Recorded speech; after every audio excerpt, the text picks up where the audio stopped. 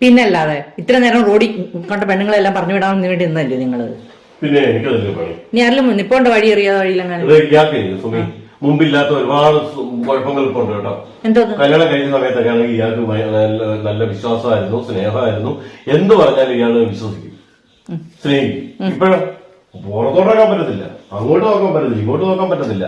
അടുത്ത വീട്ടിലോട്ട് നോക്കിയ പ്രശ്നം, പെരപ്പുറത്ത് കയറിയ പ്രശ്നം, ഫുള്ള് സംശയം തന്നെ, സംശയം. അന്നേ ഇങ്ങോട്ടോ ഞാൻ വായിച്ചിരുന്ന പുസ്തകങ്ങൾ ഏതൊക്കെയാണെന്നറിയോ?